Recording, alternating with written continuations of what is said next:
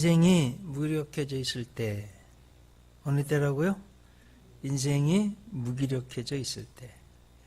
제목, 설교 제목도 중요합니다. 한 주 동안 묵상해 보실 수 있기 바랍니다. 사람을 가장 힘 빠지게 하는 거 무기력증입니다. 일이 잘 안 풀리다 보니까 의욕도 없고 밥맛도 없고 사는 게 재미도 없고 아무것도 하고 싶지 않고 사람도 만나고 싫고, 그래서 현실이 안주하고 그럭저럭 살아가는 것, 무기력증입니다. 자, 왜 이런 무기력증에 빠지게 되느냐 했을 때 전문가들이 하는 말입니다. 다양한 의견들이 있겠지만 몇 가지 말씀드립니다. 첫째는 불규칙한 생활 때문이라고 합니다. 규칙적으로 생활하고 운동하고 밥 먹고 하면 힘이 나는데 불규칙적으로 또는 또 게으르기 때문에. 벤저민 프랭클린이 한 말입니다. 게으름은 쇠붙이의 녹과 같다. 노동보다 더 심신을 소모한다. 이렇게. 자, 두 번째는 부정적 사고 때문에 무기력증에 빠진다고 합니다. 좋은 면, 밝은 일, 행복한 일, 감사할 것이 많은데 그런 건 안 보여요. 오히려 안 좋은 것, 불행한 일, 근심거리만 보입니다. 한 우물에 두 두레박이 있었습니다. 한 두레박은 물을 풀어 내려가면서 하는 말입니다. 나만큼 불행하게 사는 놈은 없을 거야. 우물에서 나올 때는 언제나 가득 차서 나오지만 들어갈 때는 항상 텅 비어 있단 말이야. 그러면서 불평합니다. 그런데 다른 한 두레박은 물을 풀어 내려가면서 하는 말입니다. 난 언제나 텅 빈 상태로 우물에 들어가는데 나올 때는 언제나 가득 차서 나온단 말이야. 참 감사하지. 자, 여러분, 똑같은 우물에서 똑같은 두레박인데 생각하는 건 하늘과 땅 차이입니다. 자, 우리가 이렇게, 제가 글을 읽다 보니까 이런 글이 있습니다. 집이 막 작아서 다른 사람들과 비교해 봤을 때 막 불행한 거예요. 근데 여러분, 지진과 해일로 특히 인도네시아 말이에요. 완전히 집이 통째로 날아간 사람도 울부짖는데 그런 사람들에 비하면 내가 집 있는 게 얼마나 감사합니까? 자동차 운전하고 와서 막 좁은데 주차장 없어가지고 막 짜증나는데요. 여러분, 그거보다도 내가 차가 있으니까 운전할 수 있으니까 감사한 거죠. 어느 건물에 갔는데 엘리베이터가 없네요.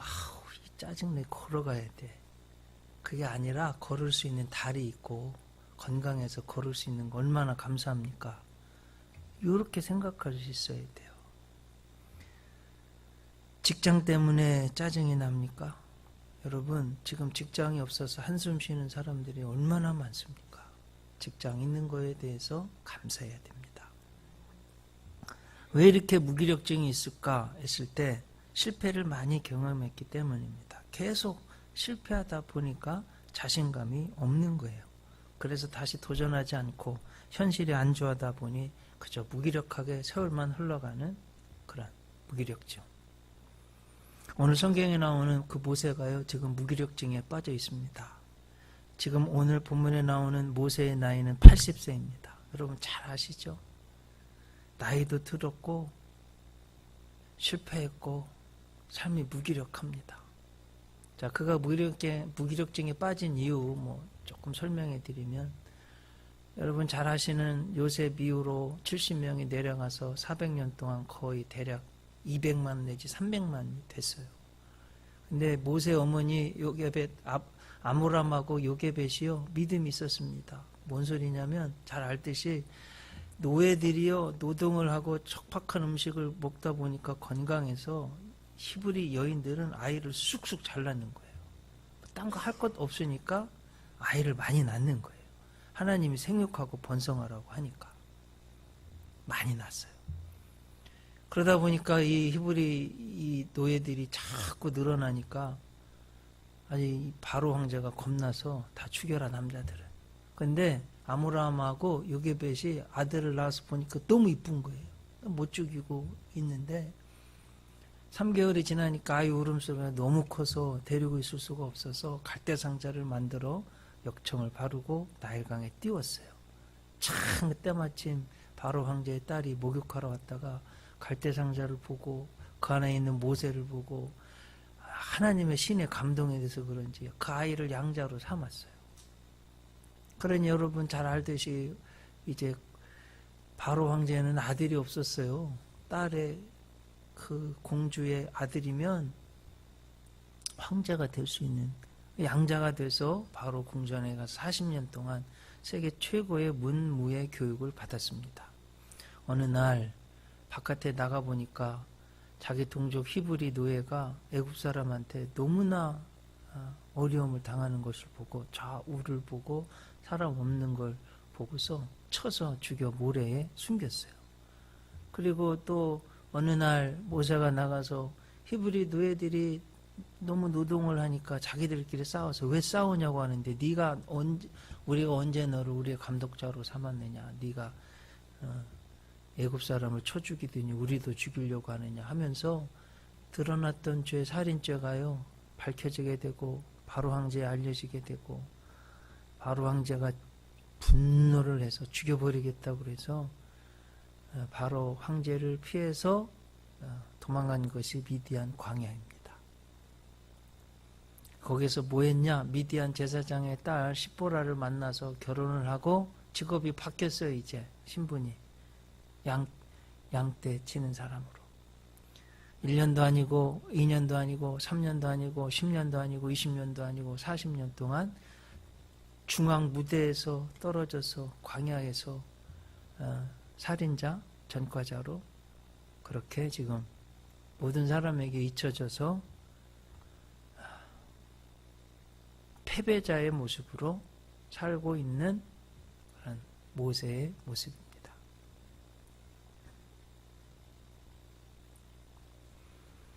그런 모세에게 무기력하게 살고 있는 모세에게 주님이 하나님이 찾아오셨습니다. 그게 오늘 본문의 1절 말씀이에요. 한번 보세요. 모세가 그의 장인 미디안 제사장 이드로의 양떼를 치더니 왕자로서 살던 사람이 이제는 광야에서 양떼 치는 사람으로 40년 동안 지내고 있었습니다. 하나님 서쪽으로 인도해서 하나님의 산 호렙에 이르렀습니다. 이 호렙은 신의 산을 말하는 거, 호렙산, 신의 산, 십계명 두 돌판을 받은 것. 2절에 보니까 그런 40년 동안 신분이 바뀌고 이랬던 모세에게, 무력한 모세에게 하나님이 찾아와 주셨어요. 2절 보면 여호와의 사자가 떨기나무 가운데로부터 나오는 불꽃 안에서 그에게 나타나시니라. 자, 여기 하나님의 은혜가 있는 거예요. 찾아와 주신 거예요. 광야 저 구석에서 아무도 알아주지 않는 곳에 그렇게 처박혀 있는 그런 모세를 찾아와 주셨습니다. 떨기나무 불꽃 가운데에 나타나셨는데 떨기나무는 불에 타지 않으니까 이 세상에서 볼 수 없는 현상이 있으니까 가보았어요. 근데 중요한 것은 하나님은 찾아오실 뿐만 아니라 이름을 불러주시는 거예요. 자, 여러분, 내 이름이, 모세의 이름이 묻혀지고 잊혀지고 그랬던 모세의 이름이 이제 풀려지는 거예요. 오늘 본문 4절 말씀입니다. 여호와께서 그가 보려고 돌이켜 오는 것을 보신지라 하나님이 떨기나무 가운데서 그를 불러 이르시되 모세야 모세야. 모세의 뜻은 물에서 건져진 자란 뜻이죠. 물에서 건져진 자. 그가 이르되 내가 여기 있나이다. 여러분, 살인한 전과자요 중요 무대에서 잊혀진 실패하여 낙오자가 된 쓰라린 마음을 가지고 무기력하게 살아가는 모세에게 우리 하나님이 찾아와 주셨습니다. 그의 이름을 불러주셨습니다. 그래서 우리 하나님은 좋으신 하나님이세요. 여러분 보세요. 아담이 죄를 지어서요 정말 부끄럽고 두려워서 하나님을 피해 숨었을 때도 찾아와 주셨어요. 그리고 아담의 이름을 불러주셨습니다. 그를 죽이지 않으셨어요. 살리시고 살 길을 열어주셨어요. 하나님은 고통받는 자, 어려움에 처한 자, 하나님께 부르짖는 자, 때로는 무기력하게 그럭저럭 살아가는 사람들에게도 찾아와 주십니다. 특히 오늘 본문에 무기력하게 소망 없이 살아가는 모세에게 찾아와 주셨습니다. 그런데 오늘 말씀 보면 6절 말씀 보세요. 5절에서는 내 발에서 신을 벗으라 하시니까 6절 끝에 보니까 하나님 배웁기를 두려워 얼굴을 가렸습니다. 자, 하나님이 찾아와 주시고요. 모세의 이름을 불러주시고 그렇게 하는데도 모세는 두려워요. 자신이 없어요. 네, 살인한 전과자예요. 현장에서 떠났습니다. 40년이나 지났어요. 어쩌면 이집트의 말을 다 잊어버렸는지도 모르겠습니다. 하도 안 해가지고. 이미 다 끝난 것 같은 나이 80세입니다. 무엇보다도 이집트의 군사력 40년 동안이나 지켜봤기 때문에 바로 황제 그의 군대 군사력이 두렵습니다. 자, 중요한 건 여기 있어요. 그런데 하나님은 진짜 원하시는 게 뭐냐? 하나님의 자녀들이 그런 실패자의 모습으로 무기력하게 그럭저럭 현실에서 지내는 거 그거 원치 않으십니다. 그래서 모세를 찾아오시고 부르시고 소명 주셨어요. 평생을 달려갈 하나님의 사명을 주셨어요. 그것은 모세의 소명은 이집트에서 노예살이로 고통당하는 하나님의 백성 이스라엘을 구해내라는 것입니다. 그 말씀 속에는 사랑이 많으신 긍휼히 여기시는 구원하시기를 기뻐하시는 하나님의 사랑이 가득합니다. 여러분 7절 8절 한번 보세요. 자, 여호와께서 이르시되 내가 애굽에 있는 내 백성의 고통을 분명히 보고. 자, 히브리어는요 중요한 것이 동사예요. 동사 속에는 은혜와 은총과 역동성과 그 모든 것이 다 들어있어요. 그래서 히브리어는 동사가 중요합니다.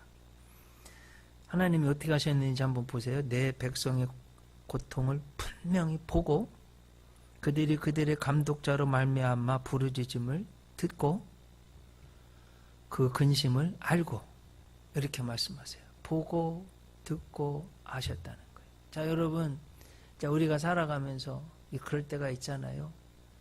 내가 너무 막 힘들어요. 하나님 이걸 좀 봐주세요. 좀. 때로는 아내는요, 뭐 열심히 일하면 여보 이거 좀 봐봐. 내가 이렇게 했어. 이거 좀 먹어봐. 대부분 그래요. 아이들도 뭐가 열심히 하고 뭐 힘들고 엄마 아빠 이거 좀 봐주세요. 봐달라고 그러면 봐달라고. 하나님이 봐주셨다는 거예요. 자, 여러분, 우리가 뭔가 필요할 때 막 말을 하잖아요. 이것 좀 이렇게 좀 해달라고.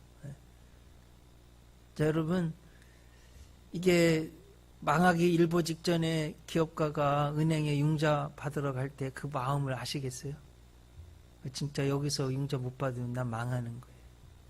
내 이 부르짖음을 듣고. 내가 너무 마음이 근심스러운데 알아주는 사람이 없으면 얼마나 어려워요. 하나님이 알아주신다는 거, 알아셨다는 거예요. 얼마나 감사합니까? 하나님이 그 고통을 분명히 보시고 그들의 감독자로 말미암아 부르짖음을 들으시고 그 근심을 아시고 8절 보면 어떻게 하셨냐면 내가 내려가서 주님이 내려오셨잖아요. 그들을 애굽의 손에서 어떻게 하신다고요?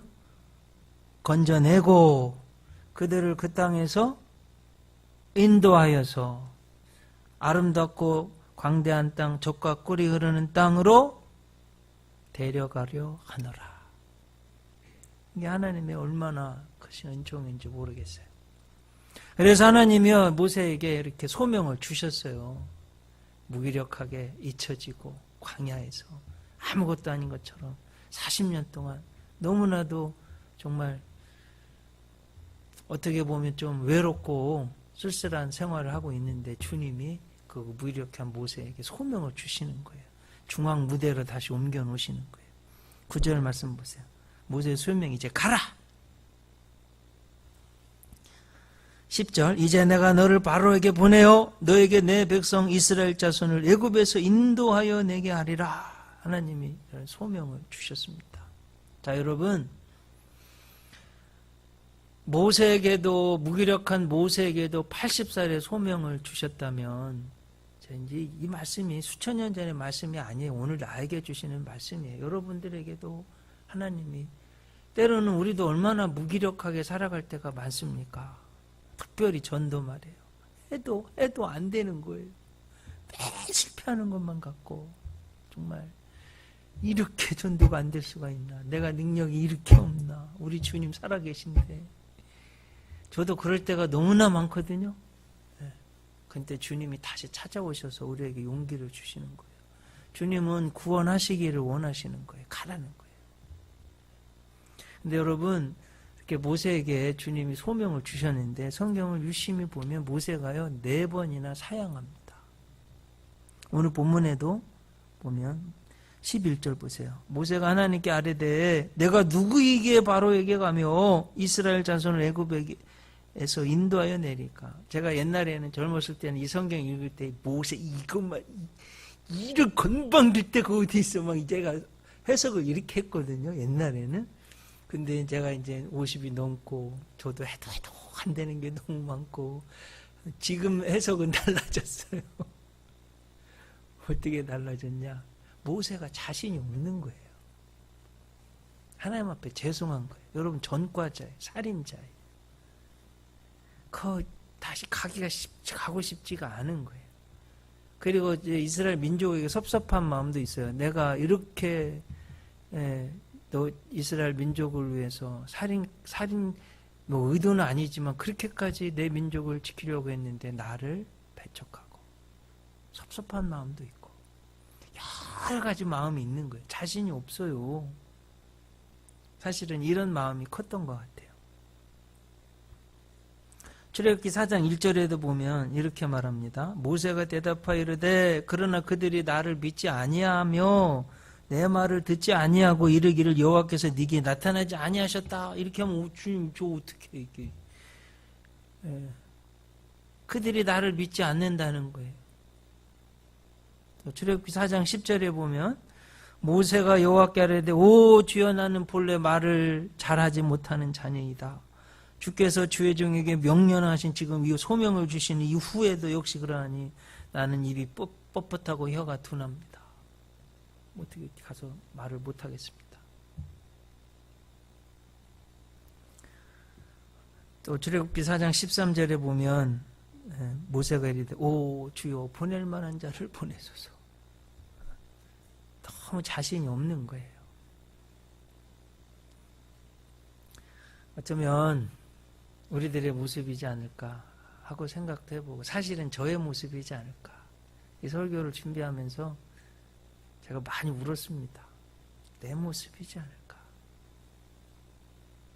근데 주님이 그렇게 말씀하셨어요. 12절에서 하나님이 이르시되 내가 반드시 너와 함께 있으리라. 네가 그 백성을 애굽에서 인도하여 낸 후에 너희가 이 산에서 하나님을 섬기리니 이것이 내가 너를 보낸 증거니라. 하나님 말씀은요 1조 미력도 땅에 떨어지지 않고 이 말씀 그대로 역사하셔서 그들을 구원해 내시고 시내산에 이르게 하시고 하나님께 예배드리게 하시고 율법도 주시고 축복해 주시고 모세는요 하나님을 시내산에서 만나고 40일 금식 기도하고 만나고서도 죽지 않아요.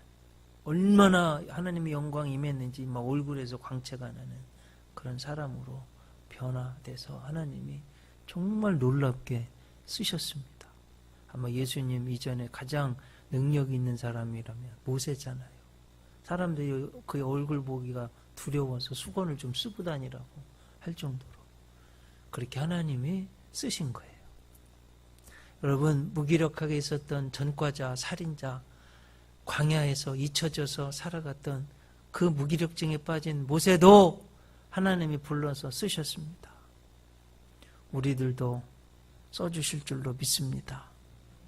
주님이 그 뭘 원하시냐? 불평의 자리에서 일어나라는 거예요. 무기력증에서 일어나라는 거예요. 주님의 일을 하라는 거예요. 하나님의 일을 하고 너에게 맡겨준 일을 하라는 거예요.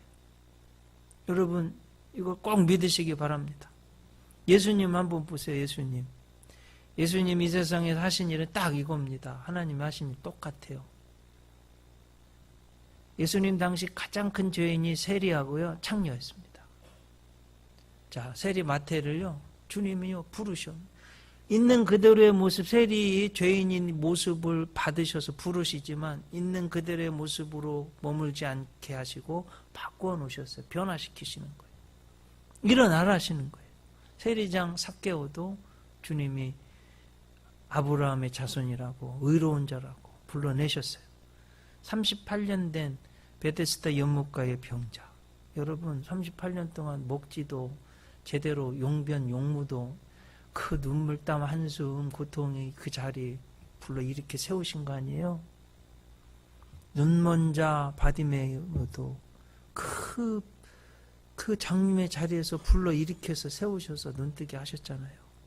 가늠하다 현장에 붙잡힌 여인도 죄의 자리에서 다시는 죄를 짓지 말라고 그를 인정해 주시지만 있는 그대로의 모습으로 받으시지만 변화시키셨어요. 7 귀신 들렸던 막달라 마리아. 어떤 사람들은 창녀라고도 하잖아요. 그런 귀신을 있는 그들의 모습을 보시고 불쌍히 여기셔서 귀신을 쫓아내 주시고 그가 예수님 믿고서 변화됐잖아요. 가장 주님 사랑해서 무덤까지 쫓아가서 예수님 부활하신 몸을 맨 처음 본 축복을 받은 열심은 있어야 돼요. 열심 있어야지. 쫓아오는 열심이 있어야 됩니다. 여러분 주님의 일을 할 때 이런 열심이 있어야지 가장 영광스럽게 하나님이 하시는 거예요. 94년도 9월 아마 1994 지존파 이야기 많이 들으셨죠. 살인 공장을 차려놓고 엽기적인 살인 행각을 한 그런 국민에게 충격을 안겨줬던 지존파의 김현양 이야기 하나 해드리려고 해요. 살인자예요. 제가 자료를 읽어보니까 입에 담기도 힘들어요. 여러분 사람 고기 먹으면 뭐 병이 낫는다는 우리 이게 속설이 있잖아요. 여자를 죽여서 여인의 가슴을 떼내가지고 그걸 끓여가지고 먹었던 사람들이 이 사람들이 사형 언도를 받고 감옥에 장기수로 갇혀 있는데 사랑의 교회에 이재명 집사님이 그것도 권사님들이요 찾아갔어요. 편지를 하고 영치금을 주고 성경을 넣어주고 50번 이상 찾아갔다고 그래요. 그래서 이들이요 감옥에서 완전히 변화돼서 구원받았어요. 그러면서 1995년 11월 2일 날 사형 당했는데 그가 마지막으로 이런 말을 남겼습니다. 한번 들어보세요. 참회합니다. 저 같은 사람도 예수 그리스도를 믿음으로 구원받는다는 이 신비를 온 천하에 전하고 싶습니다. 그동안 저를 위해 수고하신 직원들, 사랑을 아끼지 않은 자매님, 목사님 모두에게 감사합니다. 그리고 저는 하늘나라 갈 것을 확신합니다. 그곳에서 여러분을 만나고 싶습니다. 그러면서 그 고무신 양발에 하나님 말씀 새겨놓았어요. 이미 죽을 걸 알고서. 이 김현양은 기독 신호의 회원들이 나 같은 죄인 살리신 옛날 찬송 405장 그 당시 또 545장 하늘 가는 밝은 길이 찬송 부르는데 할렐루야 하면서 천사의 모습으로 그렇게 죽었다고 합니다. 그가 죽기 전까지 예수님 믿고서 200여 명을 주님께로 인도해서 구원받게 했다고 그래요. 여러분 정말 인간 말종이라고 하는 사람이요 예수님 믿고서 살인자인데 전과자인데 예수님 만나니까 변화되고 죽기 전까지 200명을 전도해서 구원시켰다고 합니다. 예수님 믿고 주님 안에서 천사로 변한 거예요. 자, 여러분 이 말씀은 저에게 우리 모두에게 주시는 말씀이에요. 우리가 신앙생활할 때 아니면 직장생활할 때 기업을 할 때 연구할 때 내가 무기력해져 있을 때 우리 주님은 우리를 버리지 아니하시고 찾아와 주시고 불러주시고 다시 세우시는 분인 걸 꼭 믿으시고 사랑하는 성도님들 힘을 내시기 바랍니다. 특별히 전도에 무기력해져 있을 때 한번 주님 믿고서 나는 입도 둔하고요. 주님 제가 누구에게 전도를 합니까? 저는 말도 못합니다. 주여 보낼 만한 사람을 보내소서. 이게 대부분 우리들 마음이잖아요. 그런데도 주님이요. 아론도 붙여주시고 지팡이도 주시고 함께 해주시겠다고 하고 한번 해보라고 그러시니까 우리도 한번 해보시기 바랍니다. 기도하시겠습니다. 하나님, 모세가 저 미디안 광야에서 40년 동안 살인자로, 전과자로, 양치기로, 잊혀진 자로 외롭게 그렇게 지났을 때 버리지 아니하시고 찾아가 주시고 불러주시고 소명을 주시고 사용해 주신 것을 너무나도 고맙고 감사합니다. 주님, 저희들 지난 온 많은 삶 속에서 실패도 했고 어려움도 있었고 내 마음대로 되지 않고 주님 주신 소명대로 되지 않아서 무기력해져 있을 때가 참 많았습니다. 모세를 찾아와 주신 하나님, 오늘도 살아계신 것을 믿습니다. 우리들에게도 찾아와 주시고 소명을 주신 것을 믿습니다. 주님, 저희들도 한번 일어날 수 있게 도와주시고 믿음으로 나아갈 수 있게 도와주시고 너무나도 자신도 없고 부족하지만 하나님이 함께 하심을 믿고 한번 나아갈 수 있도록 의심도 있지만 주님 말씀 붙들고 나아갈 수 있도록 주님 인도해 주시옵소서. 예수님 이름으로 기도 올리옵나이다. 아멘.